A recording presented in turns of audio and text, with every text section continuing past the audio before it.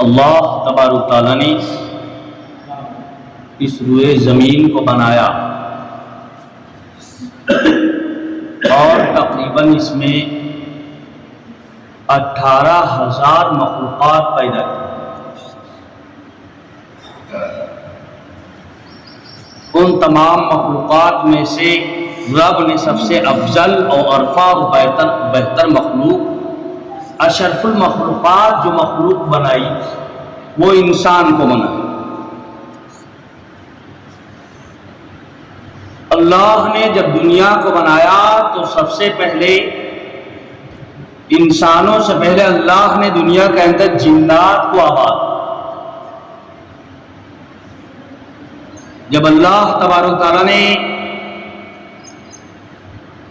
انسانوں کو تخلیق کا ارادہ فرمایا تو فرشتوں سے مشورہ لیا کہ میں اس روئے زمین پر ایک خلیفہ پیدا کرنے والا ہوں، انسان جس کو اشرف المخلوقات بنانے والا ہوں،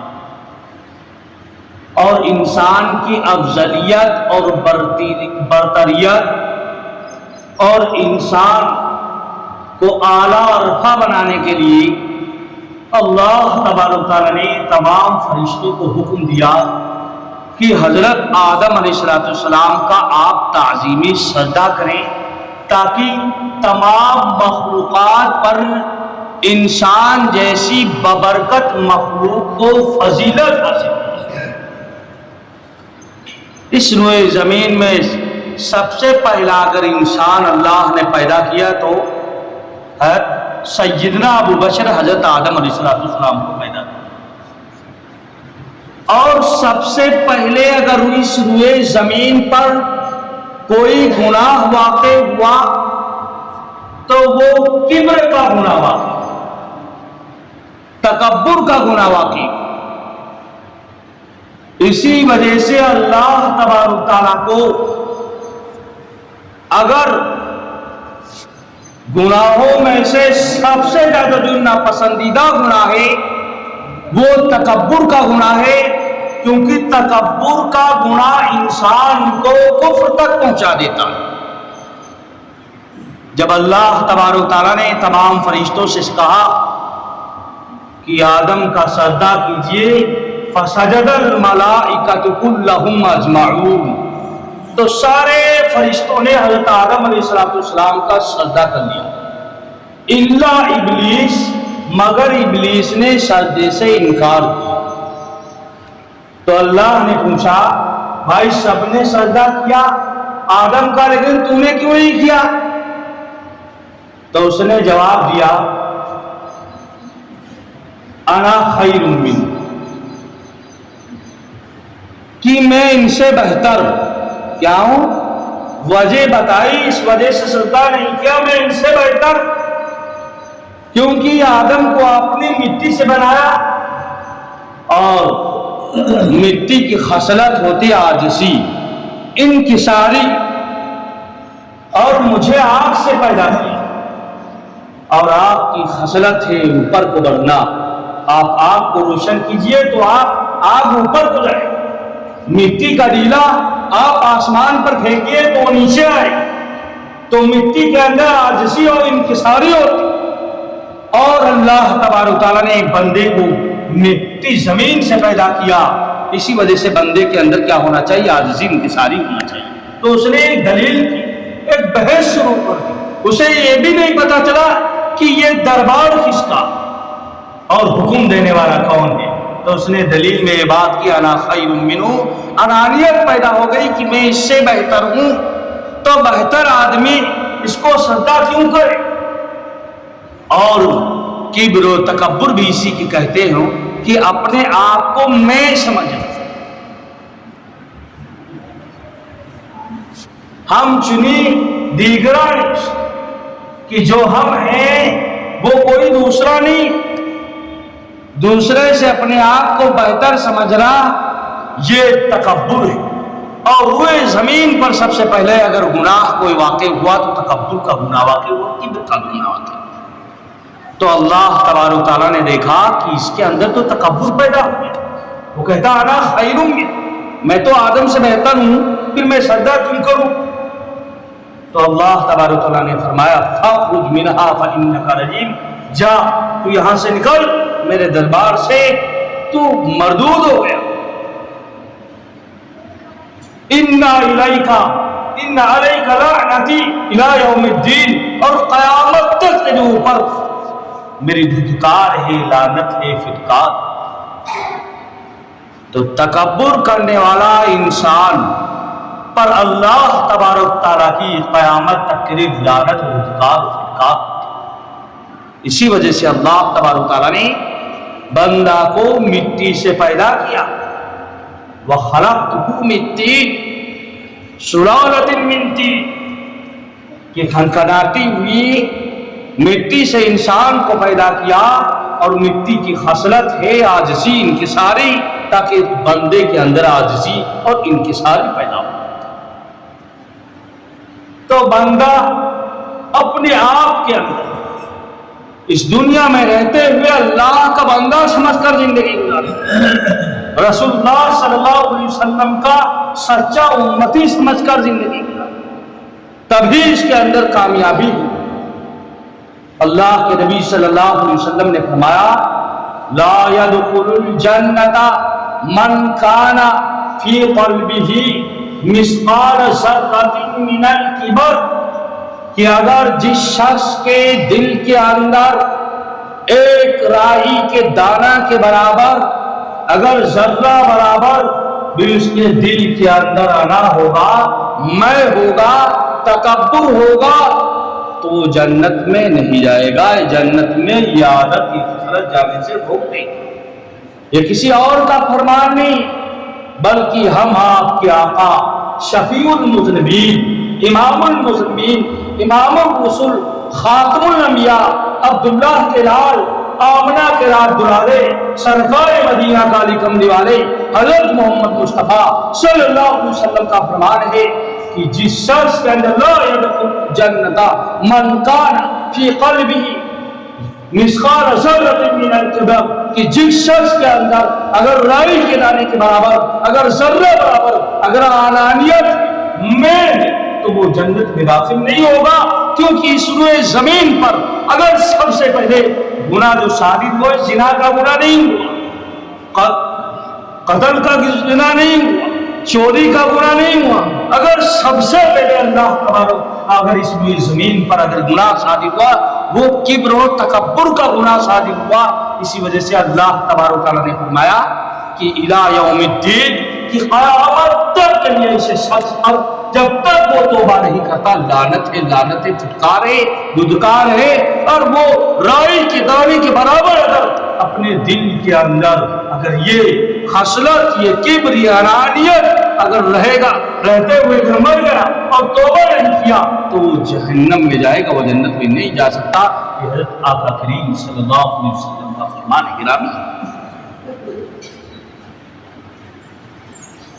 بکری سب سے زیادہ میں کرتی ہے، انانیت اس کے اندر، اسی وجہ سے اللہ تبارک تعالیٰ نے اس کی سزا یہ تجویز کی کہ وہ چھری کے اندر جاتی ہے، پھر اس کی بوٹی ہوتی ہے، پھر اس کے ٹکڑے کیے جاتے ہیں، پھر آگ پر پکتی ہے، پھر دانتوں کے اندر وہ چبایا جاتا ہے، کیونکہ وہ میں زیادہ کرتی ہے کہ جو کچھ میں ہو۔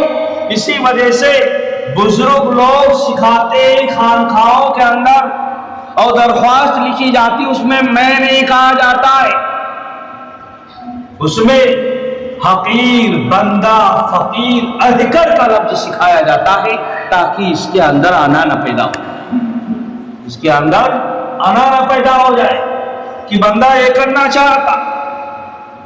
حضرت بلال حبشی رضی اللہ تعالی عنہ لشکر آیا،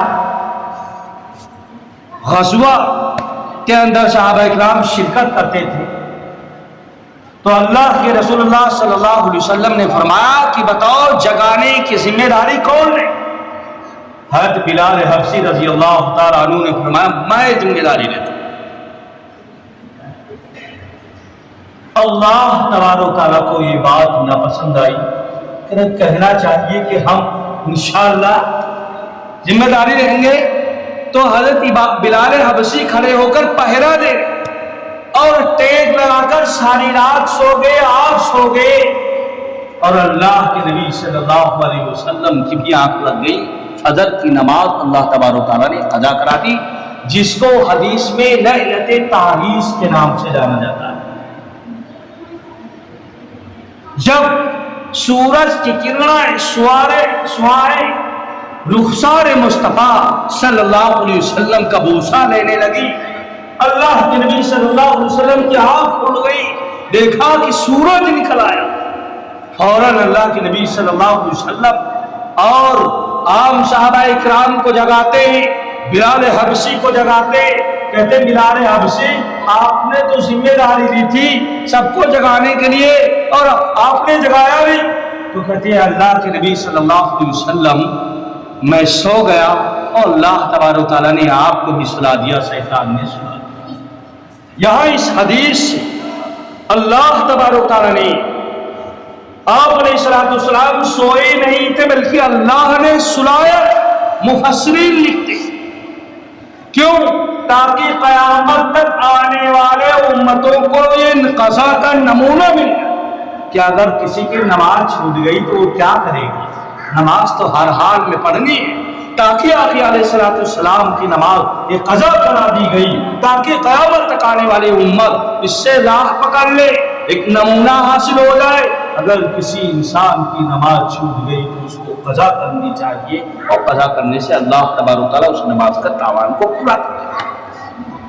تو مفسرین علماء لکھتے ہیں کہ بلال حبشی رضی اللہ تعالیٰ عنہ نے کہا تھا کہ میں ذمہ داری لوں گا، اللہ کو یہ جملہ کہنا میں انا کا جملہ یہ نامناسب لگا، جس کے وجہ سے اللہ تبارک و تعالیٰ نے ان کو پورے لشکر کو سلا دیا اور کھڑے کھڑے سو گئے، ساری رات سو گئے۔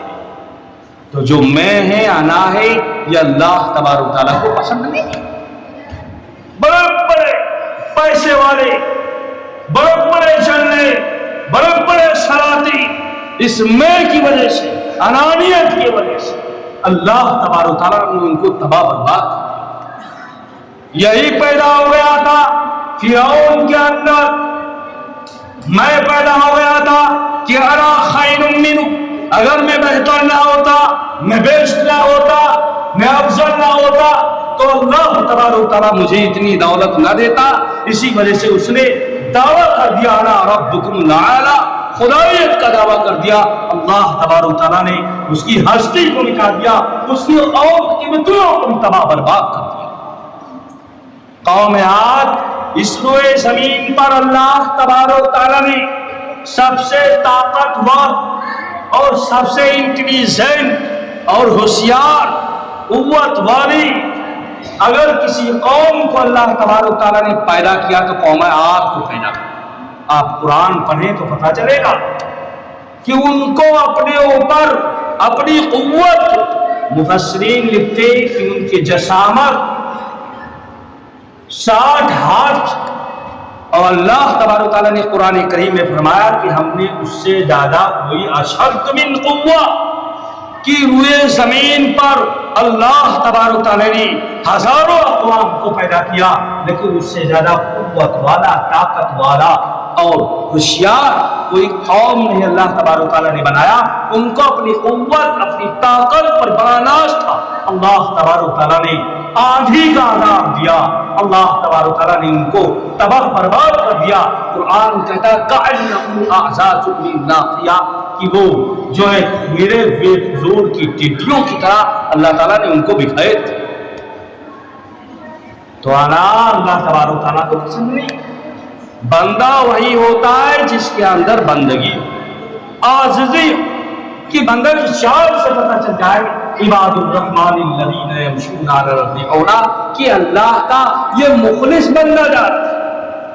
بندہ وہ ہے کہ کسی پر ظلم نہ کرتا، بندہ وہ ہے کہ ہر وقت اس کے اندر اللہ کا خوف بٹھا رہتا، بندہ وہ ہے کہ اللہ کی نافرمانی نہ کرتا، اس کے اندر عاجزی، انکساری پیدا ہو۔ بڑے بڑے بادشاہ گزرے ہیں لیکن اللہ والے گزرے انکساری کے ساتھ زندگی انہوں نے، حضرت عمر ابن خطاب مثال ایک سمجھا کہ حضرت عمر ابن خطاب رضی اللہ تعالیٰ عنہ سے زیادہ جلیل بادشاہ کون گزرا کہ ان کے نام سے لوگ ڈرتے تھے عمر ابن خطاب کے اندر.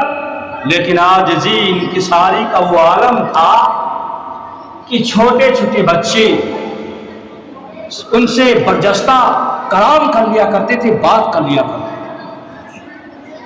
عاجزی انکساری کا یہ عالم تھا کہ 22 لاکھ مربع میل کا حاکم ہونے کے باوجود ان کے جسم کے اندر 12 کپڑے پر پیوندے لگے.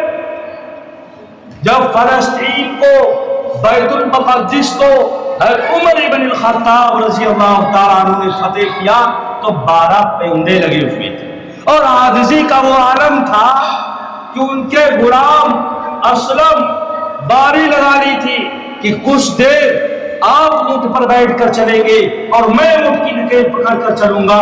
یہ وہ بادشاہ کہہ رہا ہے جو 22 لاکھ مربع میل کا حاکم ہے، اور جب میری باری آ جائے گی تو اسلم آپ اونٹ پر بیٹھیں گے اور میں نکیل جو ہے پکڑ کر اونٹ کر چلوں گا. اتفاق سے اسی طریقے سے چلتے چلتے چلتے چلتے جب بیت المقدس آیا، فلسطین آیا تو باری لگ گئی حضرت عمر ابن خطاب رضی اللہ تعالیٰ عنہ کو اونٹ کے حقانے کی اور غلام اسلم کو اونٹ پر کداوے پر بیٹھنے کی. اسلم بہت منت کرتے، سماجت کرتے، یا امیر المومنین آپ ہمارے خلیفہ ہیں، آپ بادشاہ ہیں، آپ نے روم کو فتح کیا، آپ نے فلسطین کو فتح کیا، قیصر و کسریٰ کے تاج آپ کے قدموں میں جا کر گرتے ہیں. اچھا نہیں لگتا ہے کہ ہمارا امیر، ہمارا بادشاہ پیدل چلے، اونٹ کی نکیل پکڑ کر چلے، غلام سی طرز پر چلے اور میں حاکم بیٹھ کر اونٹ پر بیٹھوں، یہ مناسب نہیں. حضرت عمر بن خطاب رضی اللہ تعالیٰ عنہ فرماتے نہیں، اسلم میں امانت میں خیانت نہیں کر سکتا. ہمارا آپ کا وعدہ ہوا تھا کہ تھوڑی دیر آپ چلیں گے پیدل، تھوڑی دیر میں چلوں گا، اب آپ کی بیٹھنے کی باری ہے، میری لے جانے کی باری. اللہ تبارک تعالیٰ نے یوں ہی ڈال دیا تھا کہ جلال مجاز عمر کے کرشمے، جلال مجاز عمر کے کرشمے سلاطین قسمت کی شادی کی.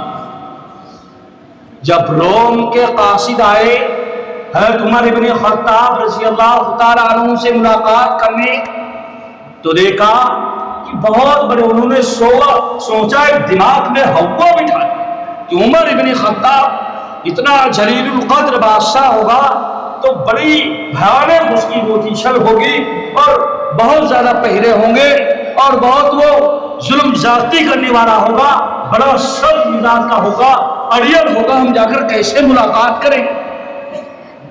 تو وہ سوچتے ہوئے پوچھتے پاستے مدینہ النبی صلی اللہ علیہ وسلم مدینہ منورہ میں آئے. کہنے لگے ہم کو یہاں کا جو بادشاہ ہے اس سے ملاقات کریں. لوگوں نے کہا وہ آپ کو مسجد نبوی میں ملے. وہ دو جو سفیر تھے وہ مسجد نبوی میں جاتے تو دیکھتے عمر ابن خطاب کو تلاش کرتے تو وہاں بھی نہیں ملے ملاقات. پھر کسی نے بتایا کہ وہ فلاں جنگل کی طرف گئے ہوئے ہیں اور فلاں جگہ ہے وہ بچے بکریاں چراتے ہیں، ان سے پوچھ لیں. تو وہ دونوں سفیر جاتے ہیں، کچھ بچے تھے بکریاں چراتے کہ بھائی بتائیے ہمارے بیٹے امیر المومنین کہاں رہتے. پتہ لگا کہ اسی طرف آئے تو بچے کہہ رہے تھے امیر المومنین وہاں چلے جانے، ایک درخت کیکر کا لگا ہوا اس کے نیچے سوئے. وہ دونوں سفیر جاتے ہیں تلاش کرتے ہوئے، دیکھتے ہیں کہ عمر بن خطاب رضی اللہ تعالیٰ عنہ ایک درخت کے نیچے، کیکر کے نیچے ایسے ننگی زمین پر، پتھریلی زمین پر سوئے ہوئے اور کپڑا ایسا پہنا ہوا جس میں پیوندے ہی پیوندے لگے ہوئے اور تکیہ کی جگہ پر سرہانے ایک پتھر رکھا. ان لوگوں نے دیکھا دور سے کہ یہ بادشاہ ہے، ایسا بادشاہ، پھر ہمارا بادشاہ اسے قیصر کسریٰ سے ڈرتا ہے، ایسا بادشاہ. جب قریب جا کر پہنچتے ہی تو جب آپ کا چہرہ دیکھتا ہے، دیکھتے تو وہ چہرے کی رعب، وہ ہیبت ان کے اوپر یہ طاری ہو جاتی کہ ان کے دانت کٹ کٹ کٹ کٹ کٹ کٹ بجنے لگتے. وہ کچھ بول نہیں پا رہے، ان کے دانت بجنے کی آواز سے، جس طریقے سے ٹھنڈ لگنے کی وجہ سے دانت جب جاڑا آتا ہے ٹھنڈ والا جاڑا آتا ہے، جو بخار آتا ہے، دانت بجنے لگتے ہیں، اس طریقے سے دانت بج رہے ہیں۔ تو دانت کی آواز کی وجہ سے، بڑبڑاہٹ کی آواز کی وجہ سے حضرت عمر بن خطاب جگ گئے، اٹھ گئے، کہنے لگے بتاؤ کیا ہو گیا، بتاؤ کیا ہوا، آپ کے دانت کیوں بج رہے، کیا واقعہ امر پیش آ گیا؟ بڑی دیر کے بعد وہ بولتے ہیں تو بیٹے وَلَقَدْ وَفَدْتُ عَلَى الْمُلُوكِ وَفَدْتُ عَلَى قَيْصَرَ وَالْكِسْرَى وَالنَّجَاشِي، کہ میں بڑے بڑے جنرلوں کے پاس گیا، میں قیصر کے پاس گیا، شاہ روم کے پاس گیا، کسریٰ کے پاس گیا، بڑے بڑے سلاطین سے ملا، لیکن جو روب اور ہیبت آپ کے اندر میں دیکھ رہا ہوں کسی کے اندر نہیں دیکھ رہا۔ یہ عمر بن خطاب تھے، اور اتنے بڑے بادشاہ، عاجزی انکساری کا یہ عالم کہ کپڑے میں لگے ہیں پیوان، تلواریں بھی ٹوٹی، کپڑے میں لگے ہیں پیوان، تلواریں بھی ٹوٹی ہیں، پھر بھی لشکر کانپ رہا ہے، پھر بھی دشمن کانپ رہا ہے، آخر لشکر کس کا؟ نبی صلی اللہ علیہ وسلم نے یہ تربیت دی تھی۔ ایسے غریبوں سے اتنا بڑے بادشاہ ہونے کے باوجود غریبوں سے محبت اور حمیت کا ایسا ان کے اندر جذبہ کہ ایک بوڑھی عورت، نابینا عورت، جس کے گھر میں کھانے پینے کی کوئی چیز نہیں، حضرت ابو بکر صدیق رضی اللہ تعالیٰ عنہ اپنے خلافت کے زمانے میں اس کی خدمت کرنے جایا کرتے تھے، خود آٹا گوندتے، روٹی بناتے اور اس بوڑھی عورت کو کھلاتے۔ حضرت حضرت ابو بکر رضی اللہ تعالیٰ عنہ کا جب وصال ہو گیا، حضرت عمر بن خطاب رضی اللہ تعالیٰ عنہ آ جانے لگے، اس بوڑھی ماں کی روٹی بنائی، اور جب روٹی تیار کیا تو اس ماں کو کھلانے لگے۔ اتنا بڑا بادشاہ جو 22 لاکھ مربع میل پر حکومت کرنے والا بادشاہ، اور ایک بوڑھی ماں کے لیے اپنے ہاتھوں سے روٹی بناتا ہے، چولہا پھونکتا ہے۔ چولہا پھونکنے کی وجہ سے ایک مرتبہ ان کی داڑھی کے اندر دھواں بھر گیا تھا، جس کی وجہ سے ان کی داڑھی پیلی ہو گئی۔ تو جب بوڑھی ماں کو کھلانے لگے، ہاتھ پکڑ لیا، کہنے لگے آپ نہیں کوئی دوسرے؟ کہنے لگے وہ جو آتے تھے تو پہلے خود چباتے تھے، پھر چبا کر لقمہ پارے جو ہے منہ کے اندر ڈالتے تھے۔ بعد میں پتہ کیا کہ حضرت ابو بکر رضی اللہ تعالیٰ۔ تو بتاؤ اتنے بڑے بڑے صحابی، اتنے بڑے بڑے سلاطین و بادشاہ، اور عاجزی انکساری کا ادب یہ کہ کھوٹے سکوں کی بادشاہی یہ تاجرانہ نظام کا، یہ کھوٹے سکوں کی بادشاہی یہ تاجرانہ نظام کا ہے۔ نبی کی تاریخ اٹھا کر دیکھو، امیر کیا ہے، غلام کیا ہے۔ کتابیں دی کے ورق برق، ہوا مریضوں کو دینے والے، کتابیں دی کے ورق سے ہوا مریضوں کو دینے والوں، کبھی تو ان آئینوں کو سمجھو ان کا حسن کلام کا۔ اللہ تبارک تعالیٰ سے دعا کرے کہ اللہ تبارک تعالیٰ ہم سب کو اپنے جو ہے سلف صالحین اور بزرگان دین کے طریقوں پر چلنے کی توفیق عطا فرمائے۔ آمین وآخر دعوانا الحمدللہ۔